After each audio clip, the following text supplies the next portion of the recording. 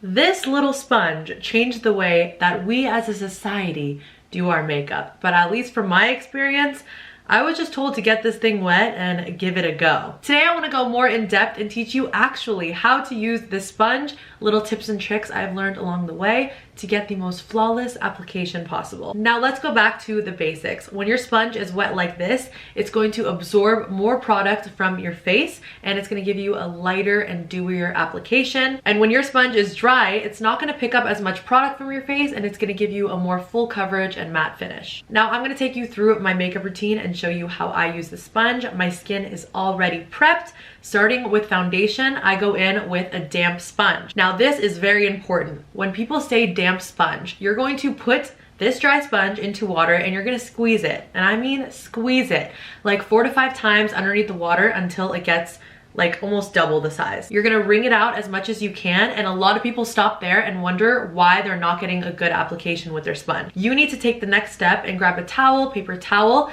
and wrap that sponge and really get all that excess water out. And this is what's gonna get you the best result. Now grabbing my foundation, I'm gonna take 2 pumps on the back of my hand. Like always, I like to apply a hydrating serum, and I just do 1 pump of that, and I like to kind of mix it in. Now, as you can see, I'm using my sponge to really press the product on my face. I'm not swiping, I'm bouncing, and I'm doing that all over. This is gonna give me a nice radiant finish, and it's gonna feel really lightweight on the skin. Now the next step is concealer, and I'm usually gonna opt for the same damp sponge, but if I'm doing more of a full coverage look, you can also swap it with a dry sponge. Now 9 out of 10 times I am using my damp sponge because, especially since I have dry under eyes, I just feel like it works a lot better. I don't get as much creases as well. Just like my foundation, it's giving me a nice radiant finish underneath my eyes. My eyes feel hydrated and nice, and I love the way this looks. Now we're moving on to cream contour, and this is where I switch to my dry sponge because I love to use products like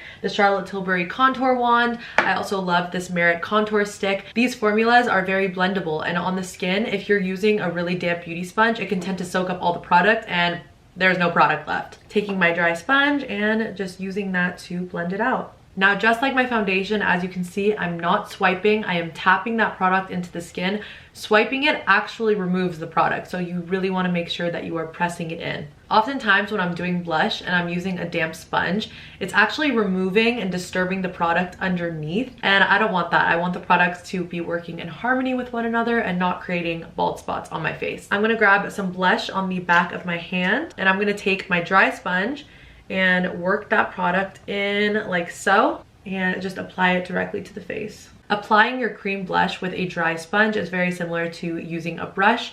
I would opt for these 2 options when working with any cream blushes. And afterwards, taking my damp sponge and just making sure everything is seamless. I just wanted to mention, with foundation and concealer, I'm usually using 1 sponge, and then when it comes to my cream contour and my blush, I'm using another. It just keeps it more clean that way. You can also flip it, use different sides. You just want to make sure that you're not using your cream contour on the same side that you're using concealer. You know, it can create some blotchiness, and we don't want that. And lastly, just taking my dry sponge to lightly set my under eyes and any areas I'm oily. This works very similarly to a powder puff. Both of them look great.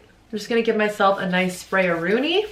All right, and those are all my tips and tricks. I hope this was useful to you. I really wish I had this video to watch when I first started using the beauty blender, beauty sponge, whatever you prefer. It kind of can be a little confusing, so hopefully this sorted out any questions that you guys had. Let me know down below if you need me to clarify anything. I love you guys, and I'll see you in the next one.